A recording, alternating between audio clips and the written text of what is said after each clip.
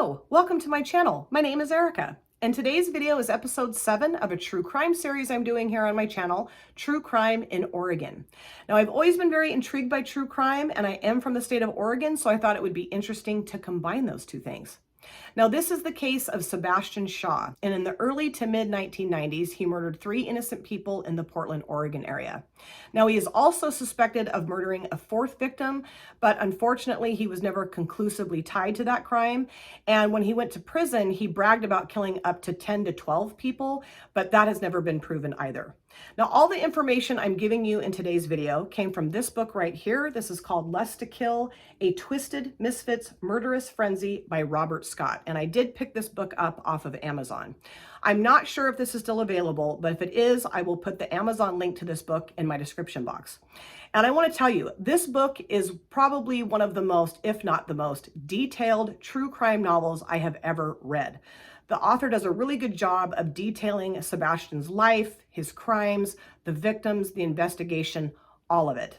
And I'm going to be giving you a lot of information in today's video, but I can't give it all to you. So if you're interested in learning more about this case, I highly recommend picking up this book. Now, as with all of my other true crime videos, I want to give you a very huge disclaimer here. Viewer discretion is absolutely advised. I'm going to be detailing some very violent sexual crimes, so I would not have young viewers around while you're watching or listening to this video. So without any further ado, let's get into the case of Sebastian Shaw. Sebastian Shaw was born Chau Quang Ho on November 28, 1967 in South Vietnam. His father, Van Ho, was a soldier in the South Vietnamese army, and his mother stayed home to take care of him. Now, at 10 months old, Sebastian's mother passed away due to medical complications stemming from heart disease. Now, his father was so entrenched in the Vietnamese army that he was not able to leave his position to come home and take care of Sebastian, so Sebastian was sent to live with neighbors. Now, not long after the neighbors took him in, his Aunt Anna, his father's sister, came to visit him. And when she came into the house to visit her nephew, she could not believe the state that he was in. He had been severely neglected, and he had red ant bites on both legs from his hips all the way down to the tips of his toes. He was in excruciating pain and crying incessantly. And Anna just thought, you know what, I cannot leave him like this. So she decided in that moment to take Sebastian back to Saigon with her to be raised alongside her 3 daughters. Now, because of all of these red ant bites, Sebastian suffered from very high fevers and, like I said, was in excruciating pain.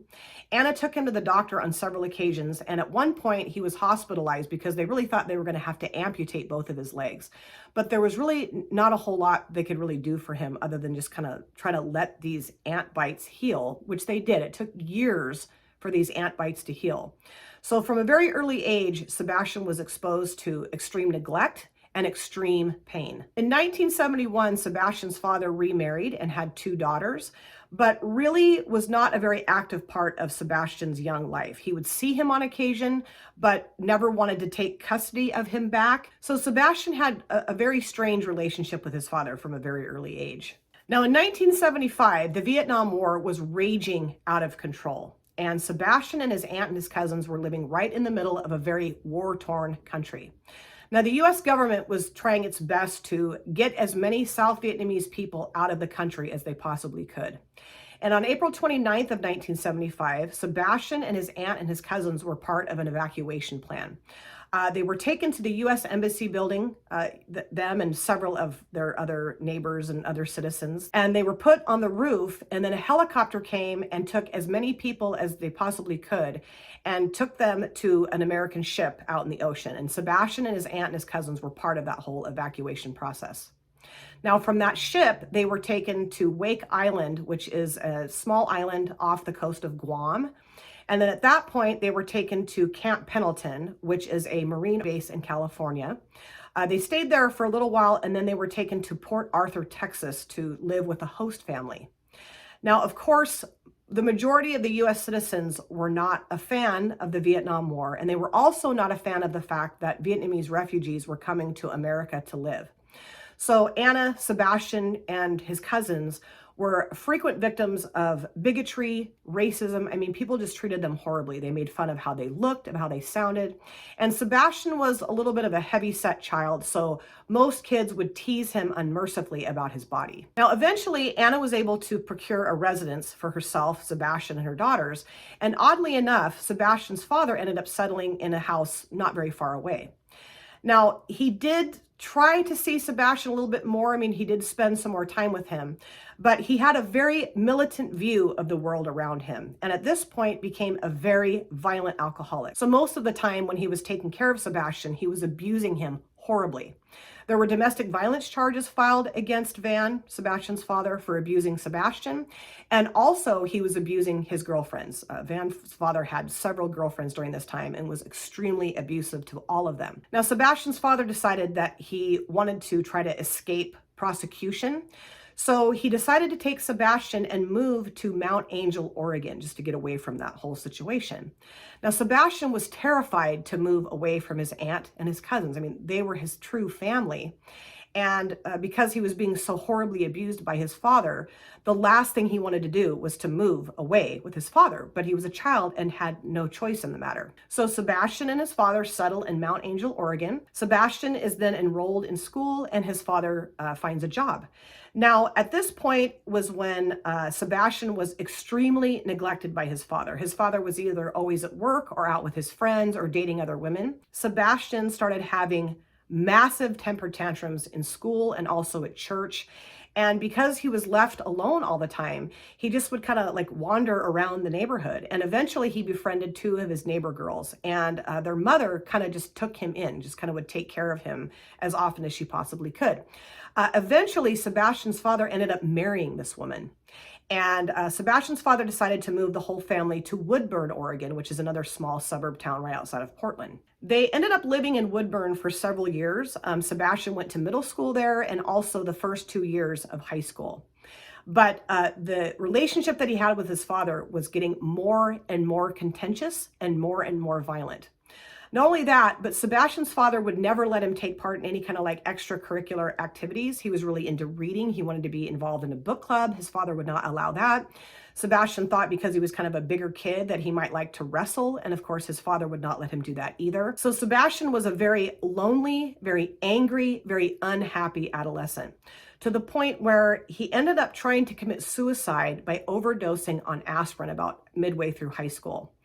And when he got out of the hospital after being treated for his suicide attempt, he had just had enough. So he went home, gathered his things, and fled to California to live with his Aunt Anna and his cousins. They had moved from Port Arthur, Texas, and were now settled in California. Now, at this point, Sebastian enrolls in high school. He goes to South Redondo High School and graduates. And right after graduation, he joins the Marine Corps. And he was stationed all around the United States, actually even went to Okinawa, Japan. And at this point, continues to exhibit very violent behavior. He has horrible temper tantrums, physically fighting his fellow Marines. And eventually, Sebastian applied to be honorably discharged from the Marine Corps, I think just to kind of escape all of the problems that he was having with other people around him. But it was also noted that the Marine Corps honorably discharged him due to his weight and the fact that he was not able to pass a lot of the physical tests. So in 1990, after being honorably discharged from the Marine Corps, Sebastian decides to move back to Portland, Oregon to live with his stepmother and his stepsisters. Now, at this point, she has divorced Sebastian's father because, of course, he was extremely violent to her as well. And in October of 1990, Sebastian took a job at the Paragon Cable Company in Portland, Oregon. And this was also the time that he legally changed his name to Sebastian Alexander Shaw. That was after an actor who played Anakin Skywalker in the movie Return of the Jedi. Sebastian was obsessed with Star Wars and also going to the dark side.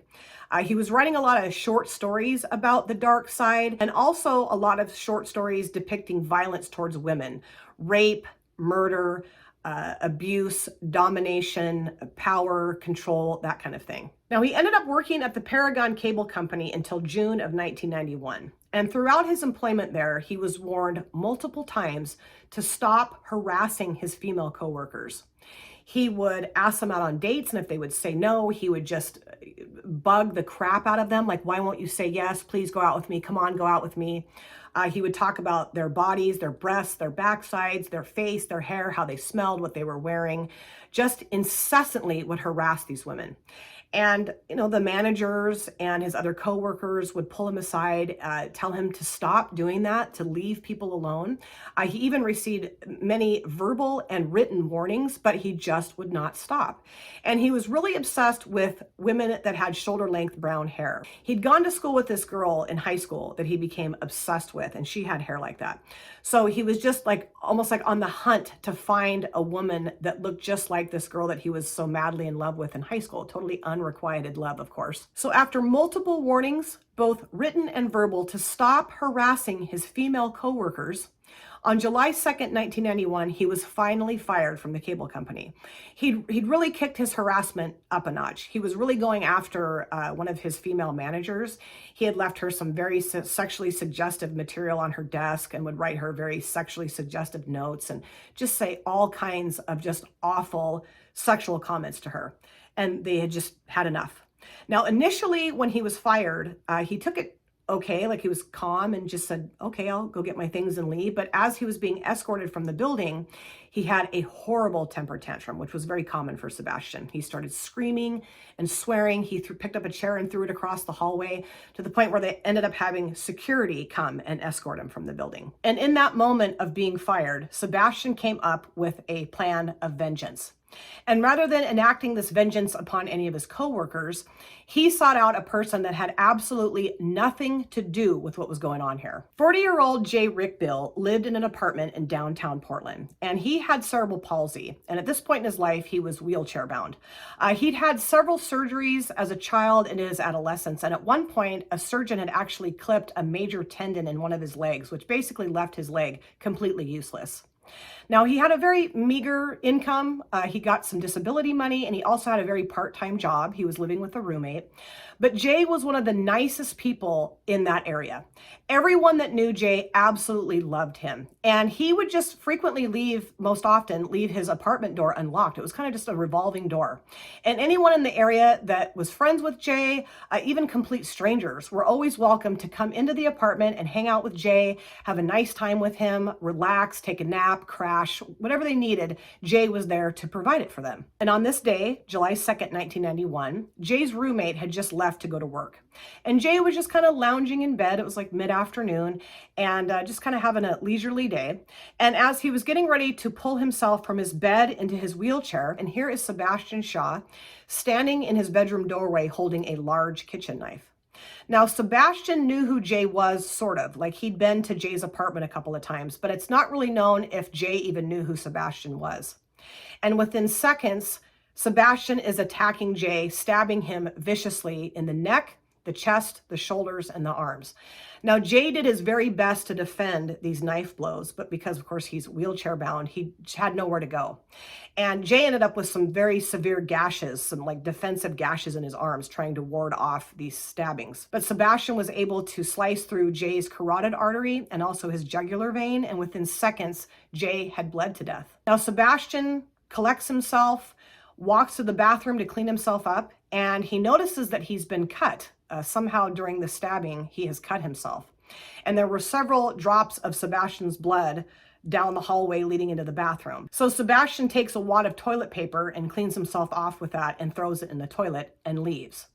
Now, a few hours later, Jay's roommate gets home from work and discovers Jay has been stabbed to death in his bedroom, and of course calls the police. Now, the police come and do a pretty thorough investigation. They did collect samples of Sebastian's blood on the floor, and also they took the toilet paper that was soaked in blood out of the toilet, bagged that up and everything. But they had no idea who had done this. I mean, Jay came into contact with so many people. Like I said, the apartment door was always unlocked. So there were people in and out of that apartment all the time. And they interviewed so many people. And all of those interviews are very detailed in the book that I read. But the case went cold very quickly because they just didn't have any real suspects. In early 1992, Sebastian was hired as a Pinkerton security guard, and of course started acting the same way that he did at the cable company. He was frequently sexually harassing his female coworkers. He was given several verbal and written warnings, but it just went on and on. He would never take no for an answer. He was constantly asking his female coworkers out on dates. They would say no. He would harass them as to why they wouldn't go out with him. He was making comments about their bodies again, just the same exact routine that he pulled at the cable company. So on July 17th, after getting into a very loud, heated, close to physical fight with several of his coworkers, he was fired from Pinkerton Security. And unfortunately on that day, Sebastian ended up going to Fred Meyer, which is like a Walmart Target after he was fired, and came upon 18-year-old Donna Ferguson. And she was exactly the kind of woman that Sebastian was attracted to. She had shoulder-length brown hair. She was beautiful, very fit, and was just in the prime of her life. She was engaged to be married to 29-year-old Todd Rudiger, and they were both just so happy. They both had jobs working at Safeway, and he also managed the mobile home park that they were living at. So Sebastian follows Donna home to the mobile home park. He waits a little while after she goes in, and then he goes up and knocks on the door and makes up this big story that he knows the people that used to live in the mobile home that they're living in now. And could he please come in and just kind of take a peek at the inside and just kind of see if things look the way they used to when his friends lived there. And Donna was a very kind human being. She was very well loved by her family and friends. So was Todd, you know, just really good, nice people. So of course, Donna thought, okay, come on in. So she lets Sebastian in, and the next thing she knows, she's being held at gunpoint. And he forces her into one of the back bedrooms of the mobile home, where he comes upon Todd at that point. Now at gunpoint, he forces Donna to tie Todd up with extension cord, like telephone extension cord. And then Sebastian basically throws Todd into the closet and shuts the door. He then makes Donna lie down on the bed in the bedroom, and he ties her up with telephone extension cord as well, and viciously rapes her. And while he is raping her, Todd is in the closet doing his best to try to get out, but Todd was also an epileptic, and he has a horrendous epileptic seizure while he's in the closet. Now, as Sebastian is completing his rape of Donna, he takes a knife and slashes her jugular vein, and she bleeds out in seconds. He then turns his anger and fury onto Todd, goes over, lets him out of the closet, and starts viciously stabbing him, and ends up stabbing him so viciously in the temple that the knife goes all the way through his skull into his brain. Now, Sebastian then calmly collects himself and leaves the residence. And 2 days later, on July 19th, when nobody had heard from either Donna or Todd, they hadn't shown up for work. Donna was supposed to babysit a friend's child. Donna's mother goes over to find out what's going on. Where are Donna and Todd? She lets herself into the mobile home and comes upon her dead daughter and her dead future son-in-law. They had plans to be married on July 17th of 1993. So a year to the day before their wedding date, they have both now been murdered. So Donna's mother, of course, calls the police. The police show up, they start investigating. Now, there was a few things that Sebastian took from the house. He took a debit card and a few other kind of random things, but there was nothing that they could figure out that tied anyone to Todd and Donna that would do this to them. I mean, they interviewed everyone and anyone they could think of. Coworkers, former girlfriend of Todd, former boyfriends of Donna's, siblings. I mean, they pursued every single lead that came across their desks throughout this entire murder investigation. They were able, though, to collect some semen from Donna after her rape, of course, and they cataloged that as part of the evidence. Now, in the fall of 1993, Sebastian then moves back down to California to live with his aunt and cousins, and he enrolls in California State University in San Bernardino, California. And he did stay off the radar for some time, but on May 27th of 1994, 14-year-old Jenny Lynn was murdered. Now, this is the murder that he was never tied to. Jenny was a lovely young girl, very smart, very talented. She played the violin, just a wonderful light in her parents' eyes, and a very good student, just, you know, the kind of child every parent would want to have. And on this day in May, she comes home from school, and as she enters her home, Sebastian is basically there laying in wait for her. He rapes her and stabs her to death. Now, he got entrance into the house through a kitchen window. He broke out the kitchen window. And like I said, they've never tied him to this murder, but he was in the area. People saw someone that looked just like him outside of the home before Jenny's murder and after Jenny's murder, but there was just never, I guess, enough DNA evidence to tie him to this murder. On August 30th of 1994, Sebastian Shaw was found sleeping in a car that he had stolen in San Ramon, California. Of course, he was arrested and taken down to the local jail. And when the police searched the vehicle, they could not believe what they found. They basically found like a rape murder kit in the trunk. He had a duffel bag full of duct tape, handcuffs, rope, a sock with a lead weight in it, and also the anarchist cookbook. And they were like, okay, something's off with this guy. But he wasn't really in the criminal system at this point, so they really had no crimes to tie him to, even though he'd already killed 3 people, potentially 4 people. Obviously, they had no awareness of that. So he only spent about 2 weeks in jail and then was let go. The person that he'd stolen the car from actually ended up dropping the charges. So that was one of the reasons why he was let go, because they just didn't have any real reason to hold him anymore. Now, after he was released from jail, I think Sebastian realized that the police could potentially be onto him. So he moved back to Oregon, moving back in with his stepmom and stepsisters. Now, at that point was when his stepmom really started to see Sebastian for the violent, sexually violent person that he was. She just had a very strange feeling about him. And she warned her daughters to stay away from Sebastian. She just did not feel comfortable with them being left alone with him.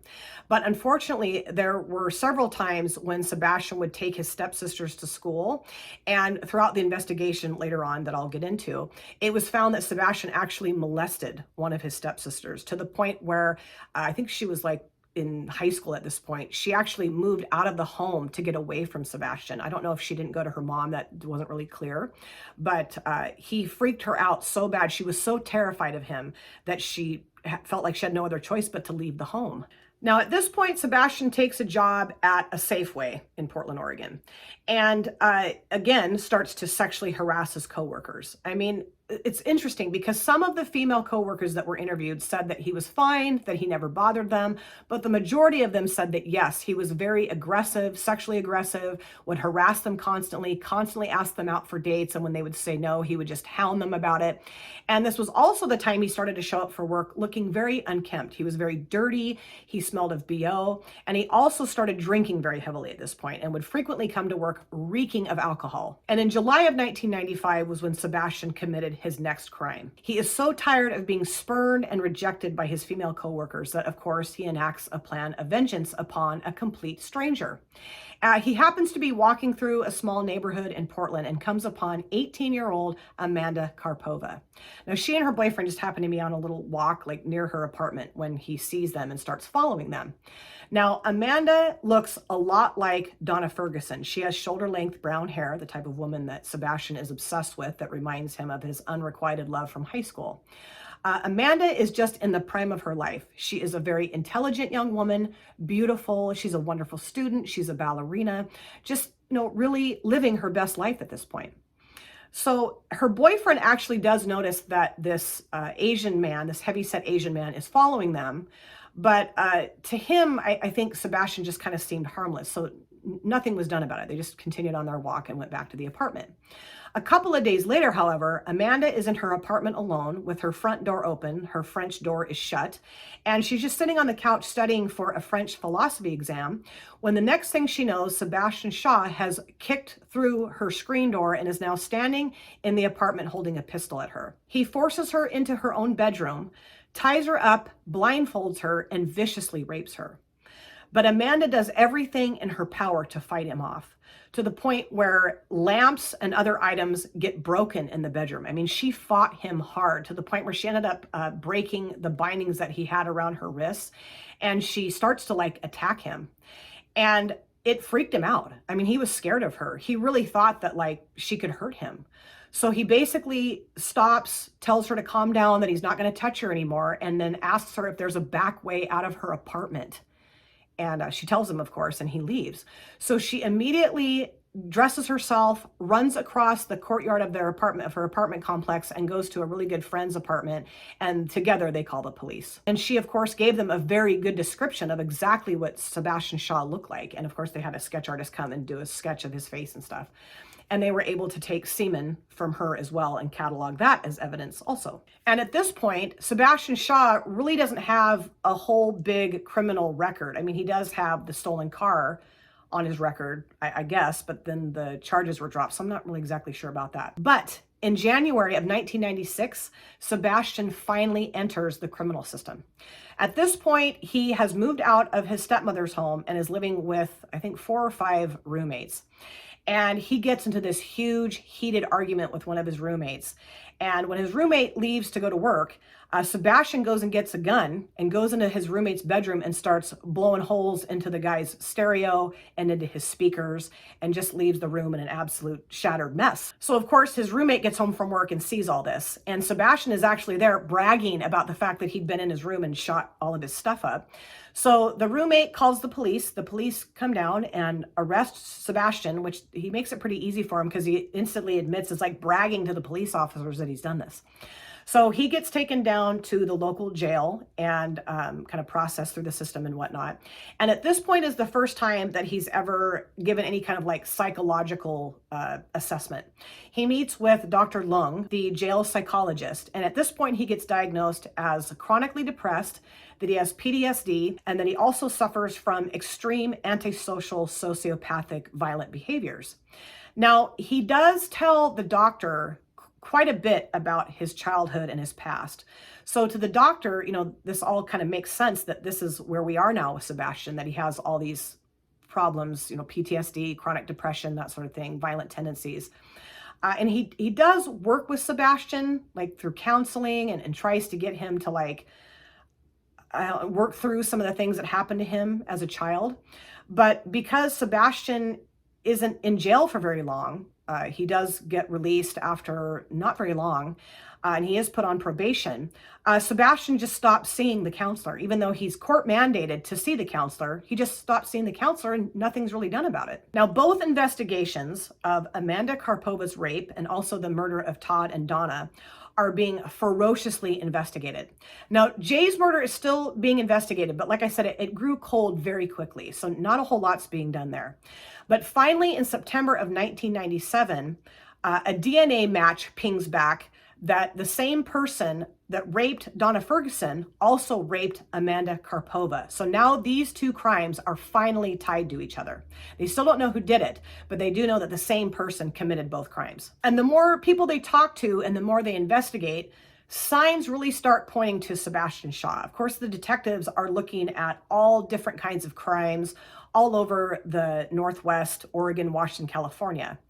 And somehow they just hone in on Sebastian Shaw. It was kind of like a stroke of luck.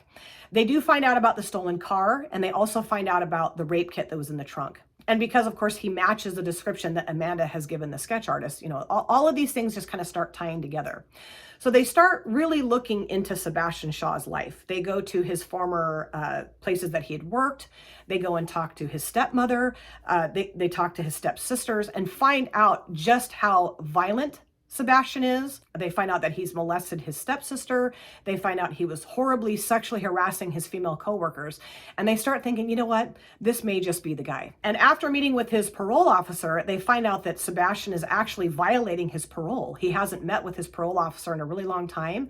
And he's also not adhering to the court-ordered psychological treatment that he was supposed to be following through with. So they go to his work and arrest him. At this point, he's working at a dry cleaner. And they arrest him and take him down to jail. And he just kind of acts very smug, almost like he thinks it's funny. He makes a comment like, oh, I'm surprised it took you guys so long.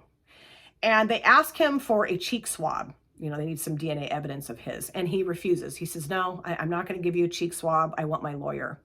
And so, of course, he gets a lawyer and they kind of banter back and forth, and he does stay in jail for a while for the parole violation, but they just don't really have enough to like hold him there. So they have no other choice but to release him. However, the detectives are hot on his tail. They follow him all the time for, I don't know, about a week or two, I think it was, and are just monitoring every single thing that he does. And at one point, one evening, Sebastian is out in front of the dry cleaner where he's working, smoking a cigarette, and he drops a cigarette butt in the street.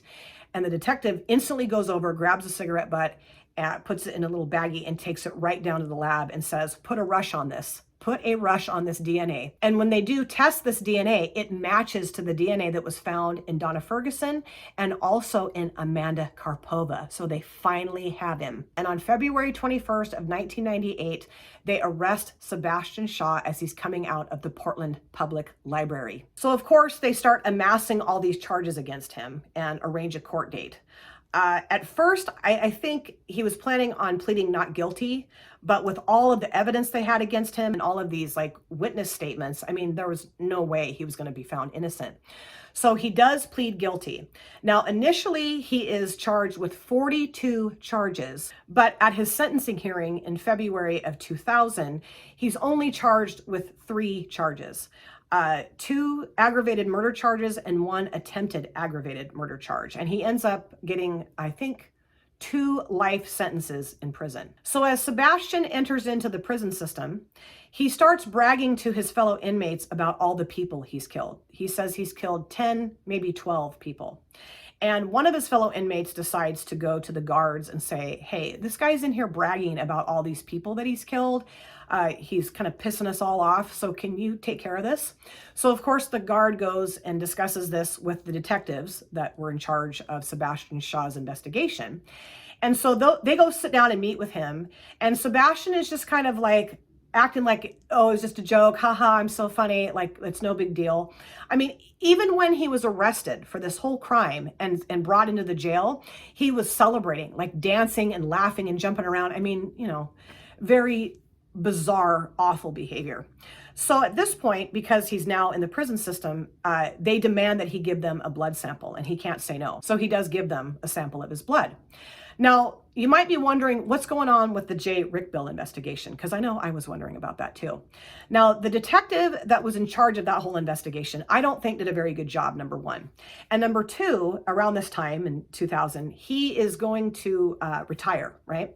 So he decides that he wants to cinch up all of his cold cases. He goes and gets the blood evidence that Sebastian Shaw left behind after he'd murdered Jay Rickbill. And the detective runs it through the DNA analysis system again, because now, I think 9 years have passed and the DNA analysis situation is much better. And it comes back as a match to Sebastian Shaw. So now this is when things get really tricky and kind of bizarre, honestly, and actually really infuriated me because, of course, the detectives and the team of prosecuting attorneys that prosecuted him the first time want to prosecute him again for murdering Jay Rickbill. But the defense attorneys are like, no, he's already serving, I think, 2 life sentences. What's the point? Yeah, you can, I guess, say that he's guilty of this murder, but we don't need to add on to this. But the prosecuting attorneys really wanted to seek the death penalty. They didn't want to just have him spend life in prison. They wanted him to receive the death penalty. So back and forth, appeal after appeal. It actually even went to the Oregon Supreme Court. And finally, a new trial happened in 2006. And he was found guilty of murdering Jay Rickbill and was sentenced to another life sentence. He did not receive the death penalty. Now, Sebastian was housed at the Oregon State Penitentiary up until October 4th of 2021, where he passed away due to complications from COVID.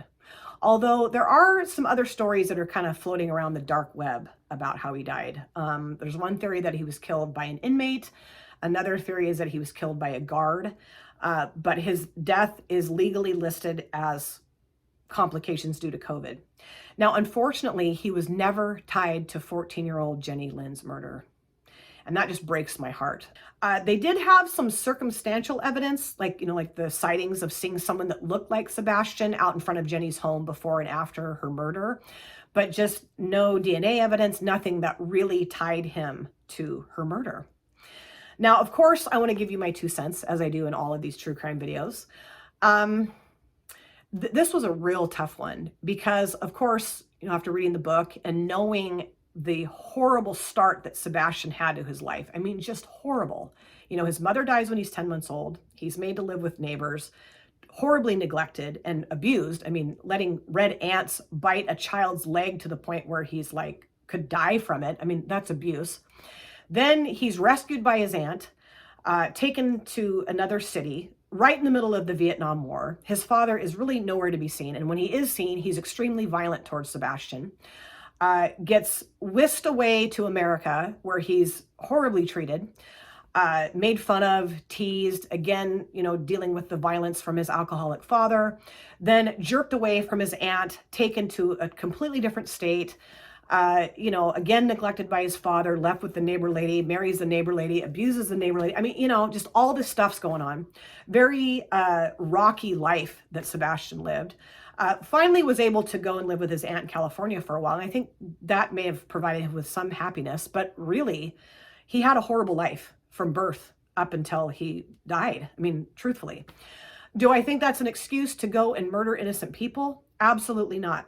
But what I will say is, if anybody had really dealt with the behaviors that he was displaying, you know, the violent temper tantrums that he would have, the sexual harassment of his coworkers, I mean, why didn't anybody deal with it? You know, why didn't anybody, I don't know, like sit him down and talk? Maybe they did. I don't know. I mean, I wasn't there, so I don't know. But I felt like nobody dealt with anything. You know, teachers, they even interviewed some of his teachers that talked about how horribly he would behave in class. Why didn't they try to intervene? Why didn't they try to provide him with some kind of psychological counseling, or I don't know, maybe he even needed to be medicated? I mean, I don't know. I don't know what the answer was, but ignoring it was definitely not the answer. The fact that he was arrested on a couple of occasions and then let go, I mean, I realize there's a judicial system due process and they have to adhere to that. And if they don't have any real reason to keep him, then they don't have any real reason to keep him, I guess. But then, you know, after he'd committed his murders and was then again on parole for shooting up his roommate's stereo and whatnot, and he was violating his probation, and the detectives go to talk to the probation officer and they're like, well, yeah, he's violating his parole. I mean, go get him, go arrest him, you know? I don't know. This was a very strange case because it was just kind of a matter of luck that he was even found to begin with. I mean, just due to the diligence of the detectives after Amanda Karpova was raped, you know, and the fact that she was able to give them such a good description. I don't know. I mean, it's very fortunate that he was ever found and ever tied to any of these crimes, really. But my heart is so heavy for Donna and Todd's families. Amanda, you know, she did survive the attack. Horribly traumatized by that, of course. And I'm really glad that he was sentenced to life in prison, of course. I mean, he should have been taken off the streets years ago. I just feel like our society is so reactive rather than being proactive. And I really do believe that if anybody had really intervened in this person's life, maybe this could have all been prevented. I don't know, maybe it couldn't have been. But that's really what kept circling around in my mind was, why didn't somebody intervene and try to help him before he committed these heinous, awful crimes? Episode 8 will be coming on a Sunday in October, so keep your eye out for that. I was not able to film one of these videos in August because life just got way too hectic, but I'm really hoping that I'll be able to have one up on a Sunday in October. So until I see you again, please take very good care of yourself, stay safe, and I really hope to see you soon.